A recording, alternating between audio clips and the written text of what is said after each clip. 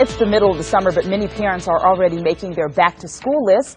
One task many parents will be taking care of before the school year starts is getting their child immunized. Well, Nancy Raborn is here from the University Hospital to tell us about immunizations and some controversy surrounding them.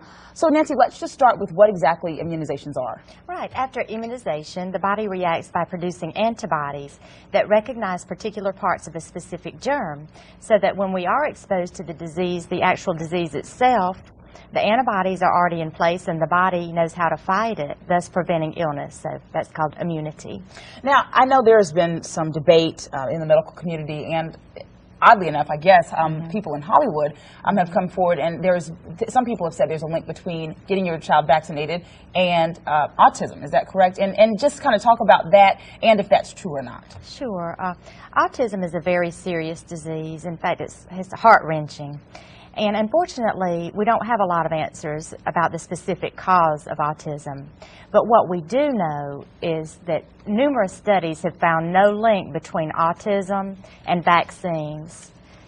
But still, some parents opt not to have their children vaccinated, which puts them and those around them at risk for contracting severe, deadly diseases. Now, another fear people have about immunizations is that it will give the child the disease that they're trying to keep them from getting.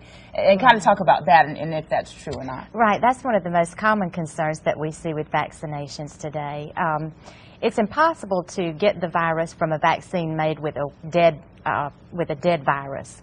Only those vaccines made with weakened live viruses, also called attenuated vaccines, such as the chickenpox vaccine, could possibly make a child develop a very mild form of the illness, which is very mild compared to what would the disease that would occur from the actual virus-producing agent. Now, I've heard many parents say this, that it's very painful for them to see their child in pain when they get the shot. I mean, I guess, is it worth it to have to see your child in pain, in that much pain? Yeah, well, I know from experience that it is difficult to watch your child have immunizations, but the short-term pain is much less than the long-term suffering through a potentially deadly bout of diphtheria, pertussis, or measles. Right. And now, tell us about any advice that you have about the flu vaccine, because I know that's coming up and a lot of people do have questions about that. Right. The flu vaccine provides protection for the average person up to 80% of the time during the season.